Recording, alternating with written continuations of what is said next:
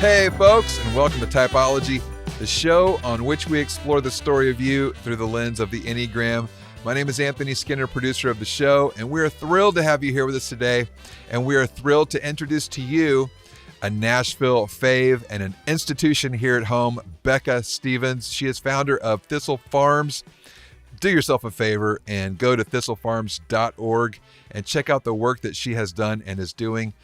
Her organization literally brings women who are being sex trafficked in off the streets and helps them through radical transformation. The stories are beautiful, and as a byproduct, these women, a part of their process is creating these amazing lotions and candles and oils that will add beauty to your life as well. So you'll get beauty from the stories and beauty from the products they make and serve and sell to others. So be sure and check that out. She's got a brand new book offering called Practically Divine. And what a great title for Becca, because she is all about taking high ideas and expressing them in practical ways. So you'll want to check that book out, Practically Divine. She's been featured on the Today Show, CNN, ABC World News. She's been named a CNN hero, and she is a hero of ours here as well. Before I turn it over to the host, be sure and check out Ian's brand new book, The Story of You. He dropped it on December 28, and it is a great book. I've already used it as a resource multiple times. You'll want to check that out, and the audiobook is available as well now. So anywhere fine books are sold, you can pick up The Story of You. Hey, that's it for me, Anthony Skinner. And now, here is the host of our show, Ian Cron.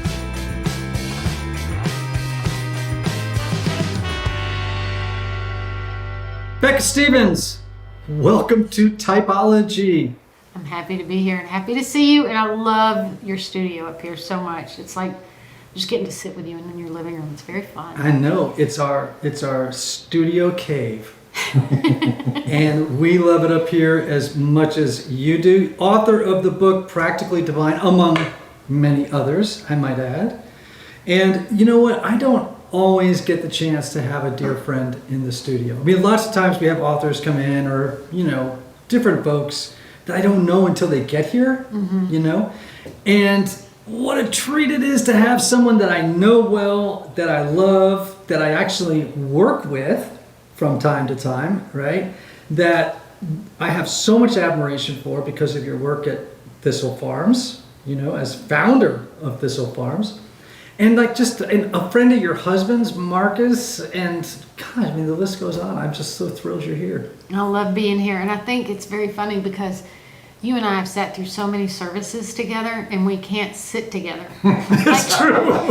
We are dear friends to the point that we can't worship together beside each other in front of a congregation because we laugh. I know. And, you know, for those who are listening, I work as what's called a non-stipendiary clergy person at St. Augustine's Chapel at Vanderbilt University, where Becca is also the chaplain.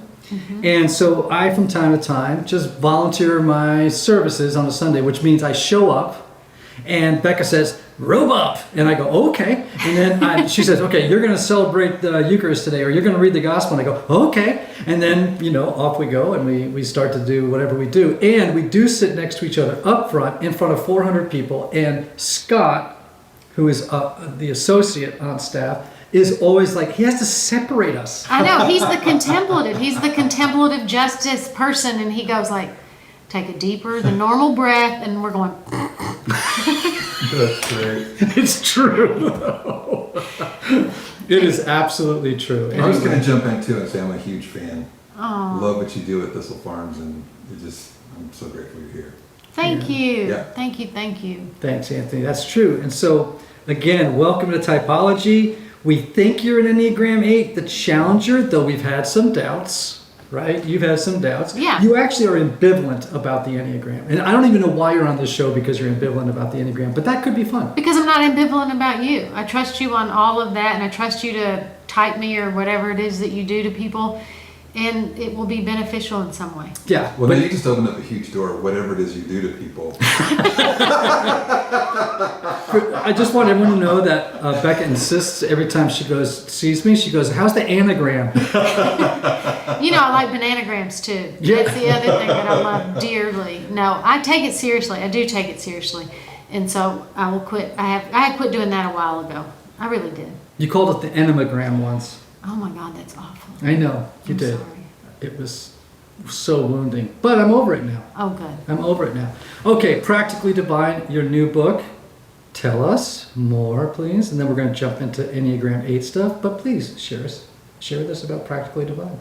Ian, it's my favorite book I ever wrote. That's the honest to God truth. It is the book that I got to write during COVID. You know, every author wrote a book.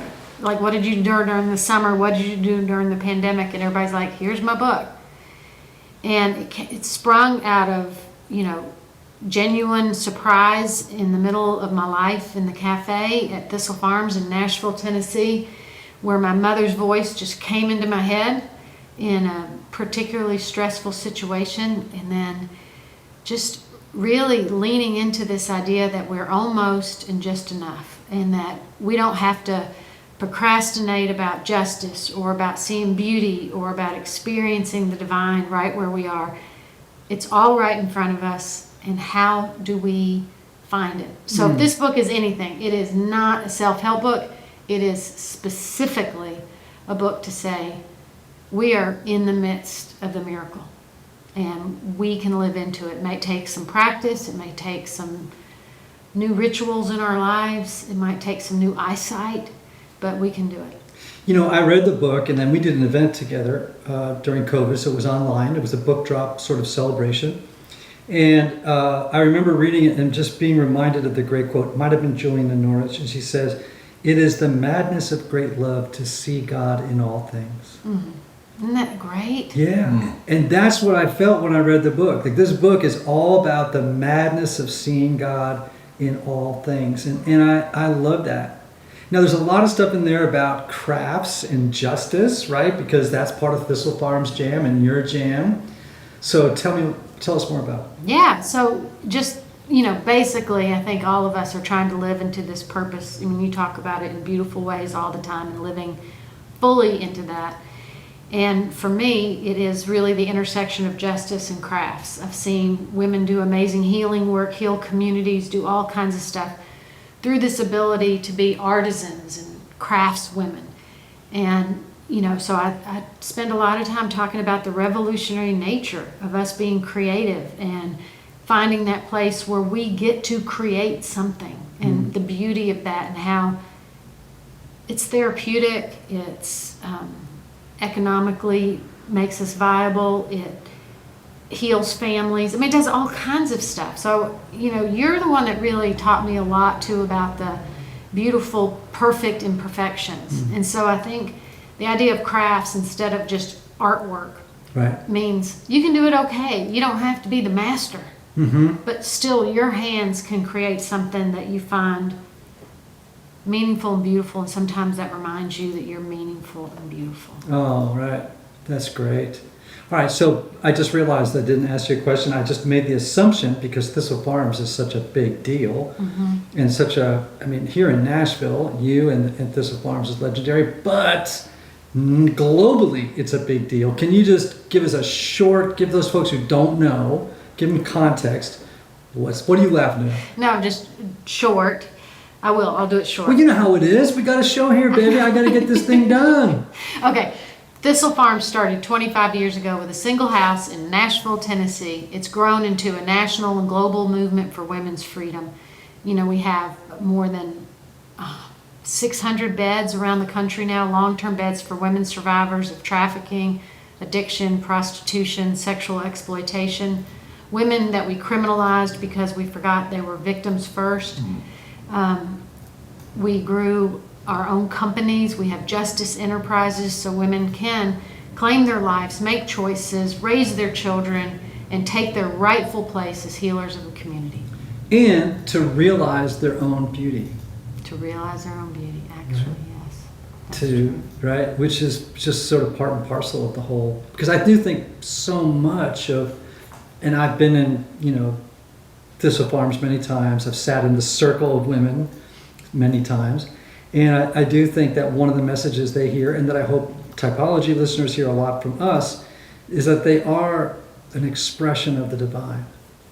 That they are fundamentally beautiful. And though their experiences have caused wounds and have created layers of defenses and resistance, and perhaps they've lost touch with their core goodness, their original goodness, it's still there.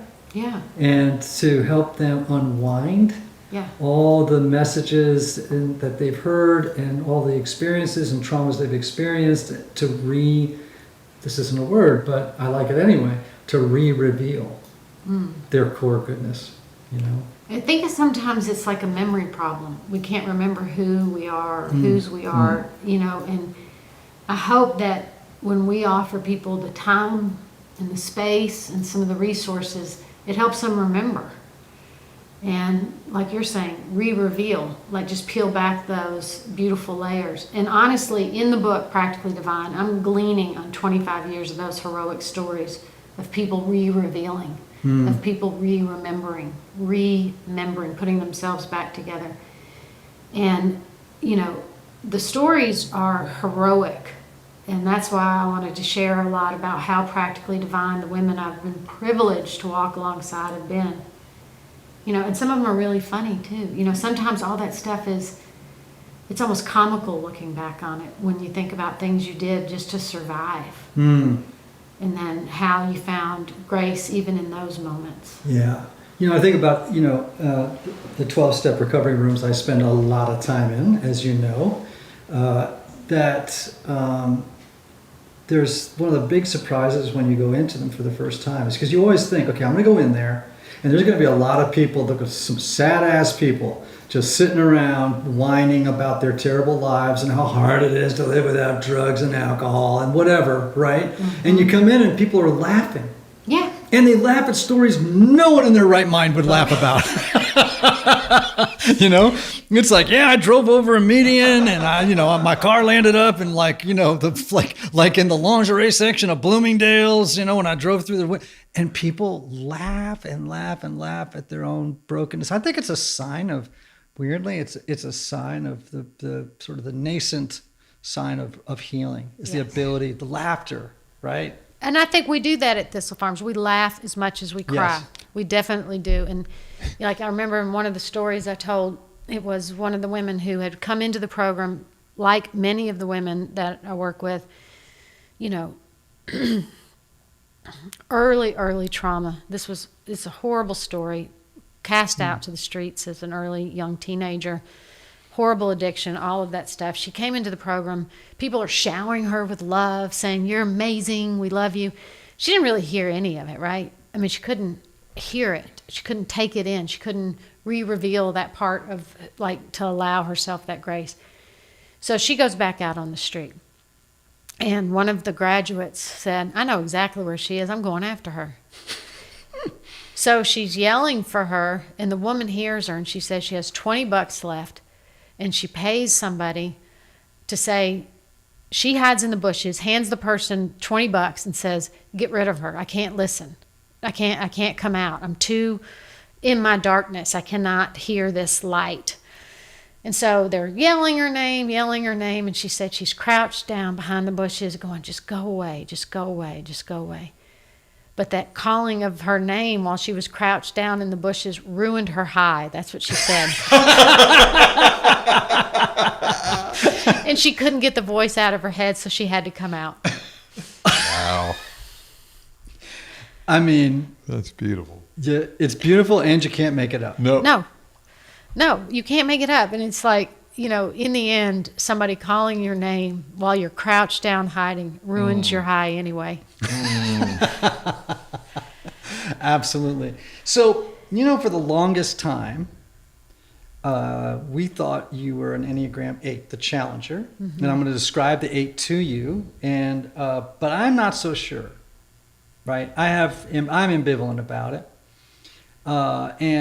But so I just want to describe the 8 to you. And I'm going to weave this into the conversation around Thistle Farms and Practically Divine. But so they're called the challenger. They are commanding, intense. They are notoriously blunt. They are assertive. They radiate power. Sometimes people sense that what they're radiating is anger because they're so intense. You know what I mean? Mm-hmm. But the unconscious motivation underneath all this behavior is a need to assert strength and control over the environment and others in order to mask vulnerability and weakness. Mm-hmm. So a lot of times the stereotypical 8, presents this sort of, I don't want to say hardened, but sometimes defended exterior. And sometimes you're like, wow, that person's tough. You know what I mean? Like they're a real hard ass. And yet they have a very squishy middle. Lots of squishy, lots of love, lots of loyalty, lots of tenderness. It's just that they mask it a lot because in many ways the 8 is afraid of betrayal. And they're afraid that someone will take advantage. Like they see a world in which the weak get taken advantage of. And so they want to be strong, right? Because they've experienced something in their life that convinced them that that's the story of the world. The weak get taken advantage of, and the mighty, are getting moved through life more protected, right? And insulated from harm. Does that sound like you? Oh, for sure. Yes. I mean, the answer is yes. But some of the other ones sound like me too. I think don't all of us have parts of ourselves that are the wings? Yeah, well, not so much wings, yes. The way I would say it is that all of us contain all 9 types. Mm-hmm. All of them. Mm-hmm. It's just that we tend to gravitate toward and default to one more than the other 8. Then I bet, yes, that probably is me. Okay. So now my next question for you is, are you an anxious person? Describe anxiousness and I'll tell you. Well, it's like, are you a person, well, let me put it to you this way. Are you a person, what's your relationship like with authority figures? Oh, well, that's an easy one for me. Bring it. Bring it. So my relationship with authority figures is that it has never gone well. I have to clarify many times for authority figures what the truth of the situation is. Now, you don't have any trouble speaking truth to power, do you? No. Now, are you always sort of testing an authority figure to find out if they're loyal and trustworthy? Or do you just do you naturally just go up against power? No, I think what I do is I circumvent power more than that. So I would start organizations. I would stay in a chapel instead of, moving in a hierarchical way because it's a place that feels free and safer to me. So it's not that I confront authority a lot. I think I just begin new ventures and find ways so I can still have that space of freedom. Mm. So you circumvent authority figures. Mm. And then, but when you get pushed into a corner by one, what do you do? What do I do? I either cry or maybe just now. I mean, I'm older now. Back in the day, it would be angry or cry or do whatever. But now I feel like I try to have as honest a conversation as I can have while not getting in too much trouble. Hmm.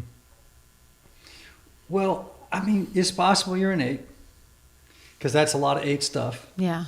At the same time, I think you're an 8 who spends a lot of time, we would say this, that when an 8 is doing really well and they're healthy, they look like a healthy 2. And they're the giver, the helper. And a healthy 2 is someone who's an altruistic giver. There's no calculated or strategic giving. You know what I'm saying? Mm-hmm. And there's somebody that, when they're really healthy, are very attuned to the feelings of others. Like they have a really good ability to read feelings and then move in and help in a really caring, nurturing way. So you may be what we call a social 8 that spends a lot of time at the high side of 2, where you're a helper and a giver. Mm-hmm. And You are very concerned with matters of justice. Yes, I which am. is very characteristic of the 8. Mm. The 8s love to defend underdogs. They just can't help themselves. It's like they gravitate toward the lowest of the low and want to raise them up. Oh. Right, which is a feature of who you are. You starting to like the Enneagram a little bit more right now? I do like it. I love hearing you talk about it. I do love that. I love your insights. But, Ian, honestly, I love it. But I also love it, like, just when you're preaching and you take any word. Like, I remember when you, the word behold, what it means to behold. Or words when you talk about, defining spirituality. Whenever you do that stuff, I always learn something. So I'm learning, and I love that, but I also love it when you just preach and talk about whatever. All right. Complete turn in the water. Okay. Talk to me about your relationship with your mother. Yes. Because I'm a therapist, and that's how I love to lead a conversation. Tell me about your mother. Yeah. So my mom died the week we opened Thistle Farms, so 25 years ago. I didn't know that. Mm-hmm, the same week. They've been planning it forever, and she died. It was She'd August. been planning it forever? No, the whole community. I was like, wow, she planned that? No, but I'm saying, I think she would have been really proud. I mean, she was the director of a community center in Nashville, and I think she would have been so proud of what the small group of us were trying to do about really welcoming people with dignity and honor for them to have the space to do their heroic work.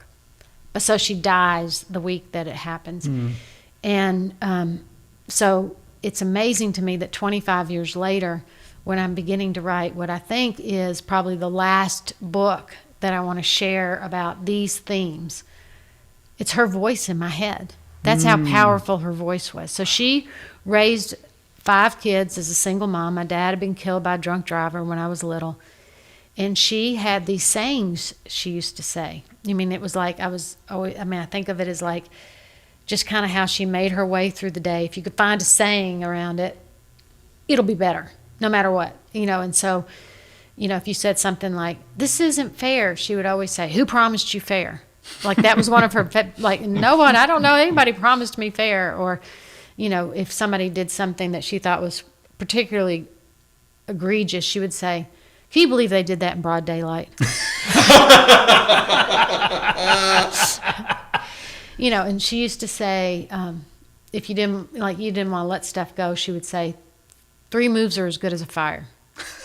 Meaning, you don't want to lug that stuff around anyway. Just let's get rid of it. Let's throw it out. Let's do it. But she had these ways of just communicating her whole theology in these really short ways. And those sayings, they stay with me. Even to the tone is in my head. The tone she used and how she looked and what she moved with. And I think it was a really great inheritance. My mom was practical. She was the most practical. She was raised on a dairy farm in upstate New York. She became a nurse. I mean, what's more practical than a dairy farmer nurse? Nothing. And then she moved into taking care of kids and running a community center. And I always think of her, my mom, as this creative, amazing person who made do with little in an extravagant way. And she was to me, like a lighthouse. That's the best way I can describe her. Like when you're out on those rocky, crazy, oceanic waves, you see this lighthouse, and it's steady and beautiful, and this constant light, and you just know it's there, and you can always go back to it. But then when you get there, it's kind of cold and made of stone. That is so That's funny. amazing. And it's like, okay, there wasn't, I remember one time saying to her, Mom, we're all getting older, we're all moving out, we're having babies, all the kids are getting big. I don't know that you have a ton of friends. I just want to know, who do you talk to if you have a problem? And my mom said to me, well, give me an example. She couldn't think of a problem you might have that you would need to talk to someone about. Oh my gosh. Wow. Does that give you a hint? Oh, listen, you're talking to a guy whose mother stories are infinite. Yeah. And my mom is a hardcore 8. But she hasn't done enough personal work, to have developed into this nurturing but still very strong presence. Mm-hmm. And I have a new story about my mother. No. You're just not going to believe this. So I tell many stories about my mom Yeah, on typology, right? So she's in a assisted living facility now, and she has dementia, and but she's still like a force of nature, even though half the time I don't understand what she's saying, right? Like sometimes I will call her on the phone and she'll be okay for about 10 minutes, and then I hear this, "Hello, Dolly." Well, and then literally she knows all the words and she sings it as loud as she can into the phone, and I just let her sing.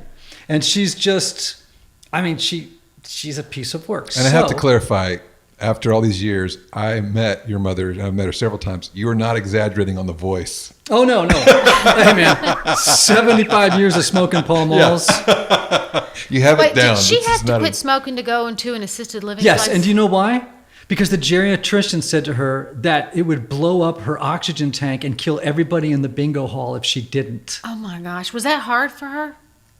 Here's the nice thing, I guess. They put her on patches and she just stopped. Awesome. So that was that. Yeah. But the other day, she took a fall.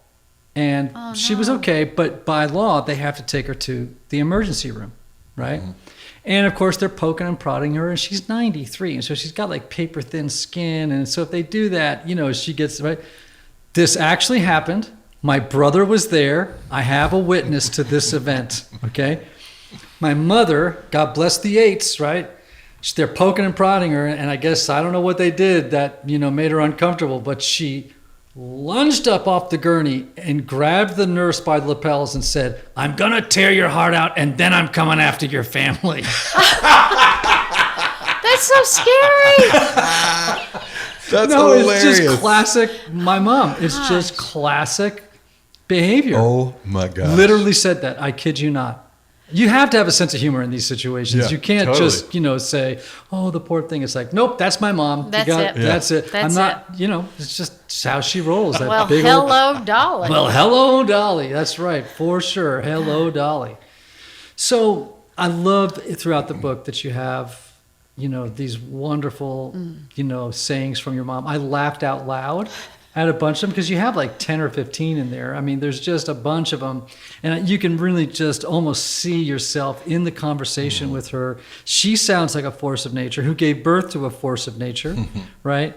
And, I think that's so beautiful that we have these stories, So I just wrote a book, and I'm going to be terribly self-promotional now, but it does, bear some relevance to our conversation.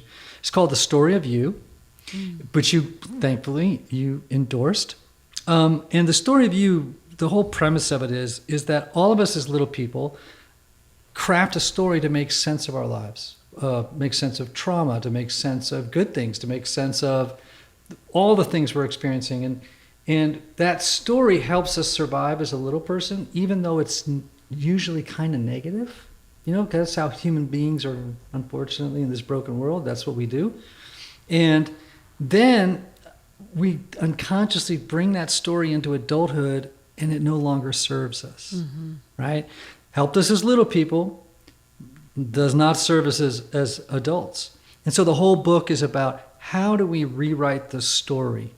How do we get ourselves out of the broken narrative of our lives? And I just keep thinking about Thistle Farms and the women, that they're born into the world, they have these terrible experiences.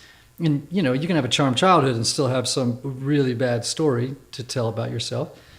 And then part of the healing journey for them is being able to rewrite the story into a whole new one, a story of redemption, right? Like when I think about my early childhood story, I would have named it, if it were a memoir, Lost Boy. And now I refer to the story that I would prefer to live in and try to live in every day as the redeemed man, right?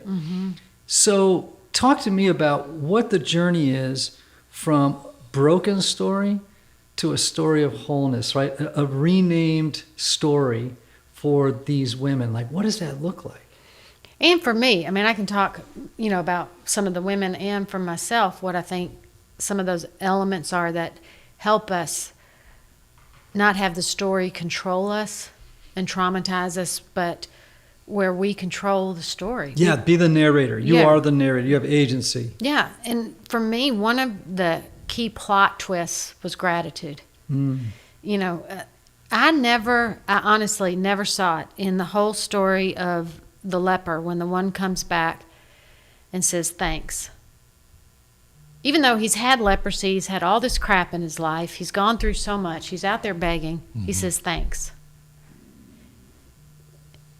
And Jesus equates thanks with faith, because he says your faith has made you well.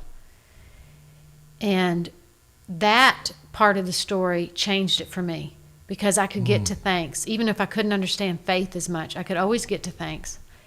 So I was faithful. And it's, transforming a story that feels pretty broken or shattered into a story that feels like I had gratitude. I found gratitude. It was completely transformational. Like, we can get to thanks.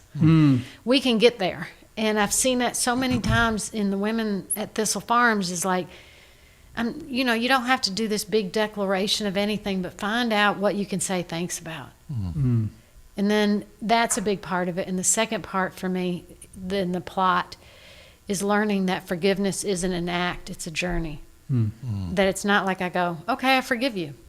Like, that feels pretty shallow, and it doesn't seem like it does justice to some of the events that have happened in our lives. Like, no, it's not going to be that easy. But to take a journey of forgiveness is transformative. It's, freeing.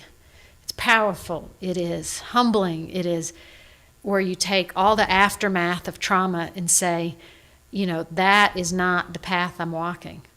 I am walking this path that is leading towards freedom, because that's where I got to live.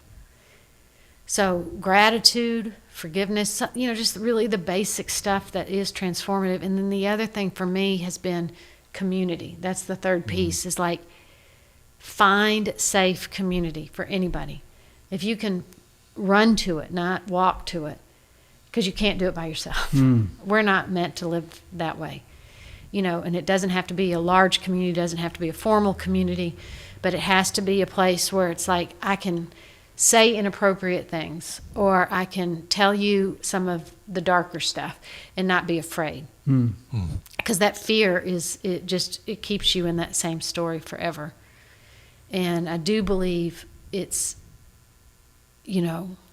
the most transformational thing the world has known is community. I do believe revolutions start with a single thought in my head, or in your head, or in your head.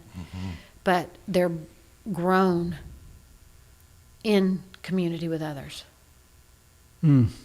You tell a story in the book that I had a first row, seat for, and it's, for me, maybe one of the most powerful stories in the book, and because it speaks to your evolution and your transformational journey of having a broken story that included sexual abuse and trauma, to becoming the person you are today and living the story you're living in now. And it's the story of the grandson of your abuser showing up in church one day, actually in Thistle Farms, and then in church. Can you share that story just for a moment? Sure, I'm happy to. I don't know, I'm happy to. I'm willing to. Yeah. But the story is just that I was doing a podcast right in the middle of the cafe at Thistle Farms, and this man walked in, and somebody said, you have to go talk to him. He needs to talk to you. And so I went over there and found out who he was, and that it was this crazy serendipitous timing in the world. I am 58 years old. I was 6 years old when the abuse started. 5 years old when my dad died, 6 years old when the abuse started. My abuser was 35 years old, and his grandson was 35 years old. That was standing before me. So basically... And he didn't know. No, and it was like a half a century, people. a half a century later, if you can imagine how long healing takes. A half a century of doing this work and of, going through all the steps, going through all the processes, having my own kids, therapy, hypnosis, all of it, and standing before him and thinking, why is he standing here? What does he want from me? And he looked like the guy. Wow. And he was the same age, but I'm looking 50 years past and living in myself. And that's when I was saying my mom's voice came. And then I had this huge outpouring of compassion and love for him. I didn't have anything that I thought I would have. And I could imagine the trauma in their family and how it continues. Because, trauma is generational too. Mm-hmm. And, things that are not healed, you get to pass down to the next generation. Mm-hmm. And it made sense that, of course, he would end up coming through there if he's really looking for healing. That he would have to come back, even without knowing who I was, he would find his way into that space. That made perfect sense to me. So I had this big outpouring of compassion and love and preached on it the next Sunday. What I didn't know is he was there, and so that's how he found out about what his grandfather had done. Mm-hmm. And I was sitting next to you. I was like... I remember. It was awful. It was just, I felt sick for him. I felt sick for myself. And part of me thought, well, how does he not know?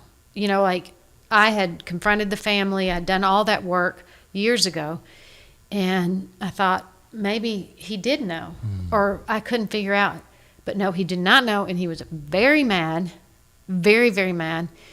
And I went back and immediately into this shameful place of I should never have told the story. I shouldn't. And then I'm like, oh my gosh, I created this whole community so people can tell their story. I'm not saying names. I'm not trying to do any damage. I'm just trying to be honest about my own life and journey of forgiveness and gratitude. Nothing awful. And then, that relationship continued to deteriorate. And it was this crazy thing of I really wanted nothing but the best for him. But I also didn't want him to try to control that story again. I had spent too long freeing that story up for myself and in my life. And the gift almost was, I was traveling for the whole month of February when after this happened, and then I was at the border working with women asylum seekers on the border, and COVID hit. And so then I was removed from all those situations that were stressful about people coming into the cafe and coming into the chapel, and it was like I had this space to do this important reflection and thoughtful understanding of what I could have done differently, or how I could, maybe offer him some support without being, a trigger for him, any of those things. But it was like, honest to God, those first few months of COVID were a big gift for me. I know that sounds crazy. I mean, I did grieve and I kept going on the work. I did all that, but it was also like, sometimes I don't have to see anybody. Mm-hmm. So you moved from that place of brokenness. You'd done a ton of work. In comes this man who I know and have spent time with, who is the grandson of your abuser. He does not know that that's part of this story. You tell of why we were standing right there. Yes. I mean, it's one of the craziest stories ever. But here, what's reflected, though, is how you've adopted a new story that's full of compassion and gratitude and grace and struggle. It wasn't, it was, you got triggered. Lots of old stuff came up. Lots of confusion. But this new story is there for you. And I just love that you've become the person that you've become. And that story reflects the beauty of the soul that God has crafted in you, and the new story that God has given you. And that message just runs all the way through Practically Divine, this wonderful new book of yours. And, your work is just a lighthouse. You are a lighthouse. In the good way? Yeah. You're warm when you get close Thank to you. I don't want to be the other part of it. It's not cold. It's not cold. No. No. It's real warm. You know, and the other thing is this is just a couple days ago, I meet so many people in the cafe at Thistle Farms, and people who want to tell you their story, and they want you to hear their story. And I was sitting there, and I was really trying to listen. And, everybody this fall has been traveling again. Mm-hmm. We've gone from 0 to 60,000, and it's hard. It's hard to keep up. It's hard to listen. It's hard to be present. I find this is one of the harder festival seasons I've been through, as far as trying to get up for all of this that's happening. And I was sitting in the cafe, and this man started pouring out the story like you're talking about. And he said, I've been waiting a long time to tell you the story. This is just somebody I didn't know. And as he was talking, I found myself not listening. Mm-hmm. Yeah. It's the worst.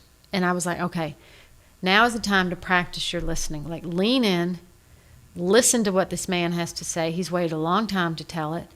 Focus. And as I was focusing, the background music at the cafe sounded like it just went full volume, and it was the song, What Child Is This? And I was like, oh my God, this is the child. This is the Christ before me. This is the person embodying the divine right before me. This is the most important thing you're going to do. And I just started thinking about how beautiful it is, not only for people to rewrite their story and to tell it, but to rehear a story. I need to be leaning in and listening in a way with gentleness and compassion, because what child is this that needs to be wrapped in Mary's arms, that needs to feel like they're worthy of gold and myrrh? That's the child. And I love that your whole next season is about us not only just rewriting our own stories, but re-listening to other stories. Mm-hmm. Yeah. Mm-hmm. And I love your new book, Practically Divine. Let's just love each other's books all Let's day. just love each other's books. Would they make a good gift set? Would they not? Yes, let's do it. Yes, you can buy 2 for 1. I'll get the proceeds, and then you'll donate yours. I'll give you my proceeds. 100% of mine go to Thistle Farms. Well, let's sell them in the cafe, in the gift shop next to the cafe, and you can take all the profits from mine. Sweet. Amen. Becca, we're so glad and honored that you've come on the show. For those of you who have not already, acquainted yourself with the title of Becca's book, Practically Divine, and it's really such a beautiful book about us finding God in all things. Finding God in all things. It's about the intersection of crafts and justice. It's just loaded up with wisdom from your mama, and it's a prize. And I hope everybody jump on Amazon or run down to Thistle Farms if you're in Nashville, or go to your favorite bookstore and pick up a copy of Practically Divine. Also, I want you to go over to Thistle Farms. It's thistlefarms.com, right? Org. Oh, well, of course.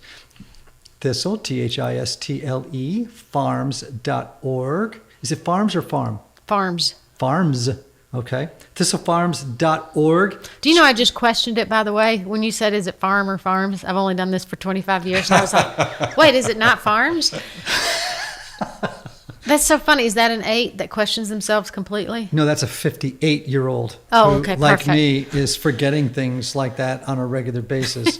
What's my middle name? Anyway, Becca, thank you for being my pal. Thanks for being on Typology. Thanks for your work in the world. And thank you for Practically Divine. You are welcome. And please know that your friendship means the world to me. So I love being on here, and I love talking about it. And I hope everybody has an amazingly divine day. Amen. Hey, Typology listeners, remember these words. May you have love. May you have joy. May you have peace. May you have healing. May you have rest. Until next time.